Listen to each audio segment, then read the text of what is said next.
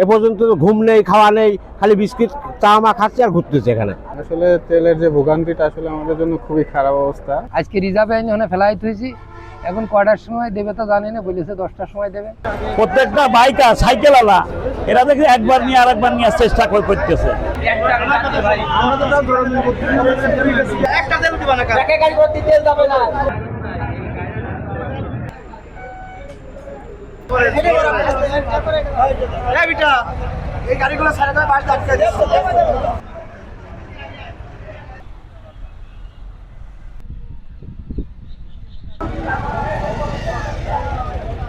কালকে রাত 9টার সময় আইছি, গাড়ির সিরিয়াল রয়েছে মাঝে, গাড়ির এই পাম্পের তেল বের করার জন্য এই গাড়ির পিছড়তেছে।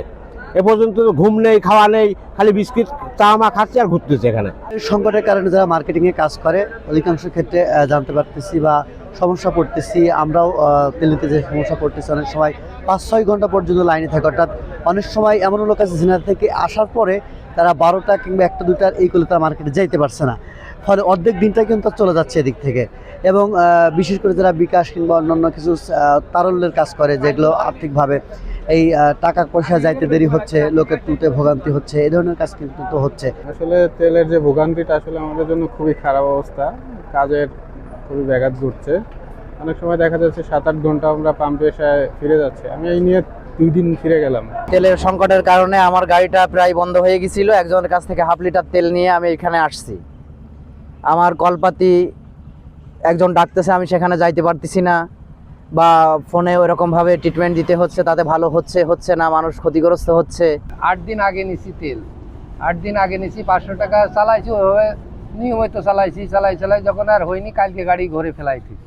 আজকে রিজার্ভে এনে ফেলাই থুইছি, এখন কয়টার সময় দেবে তো জানি না, বলেছে 10টার সময় দেবে।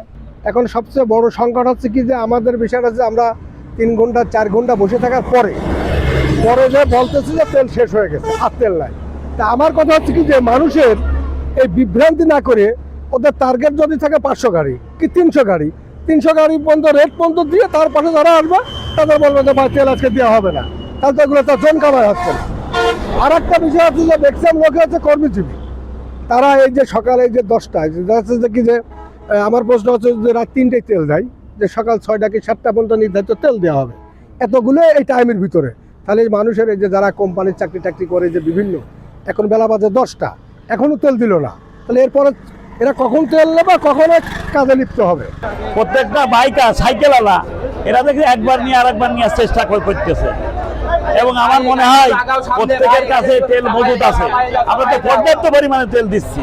আমাদের সকাল থেকে মানে সরকারি নির্দেশনা মেনে আমরা সকাল 8টা থেকে সন্ধ্যা পর্যন্ত তেল দিচ্ছি, যতক্ষণ থাকে, এবং দিচ্ছি। কিন্তু পাবলিক ভালো না, যারা এই তেল ব্যবহার করতেছে মনে করতেছে হয়তো পাবো না, কিন্তু তেল তো আছে, সরকারের মধ্যে পর্যাপ্ত পরিমাণে আছে এবং আমরা দিচ্ছি।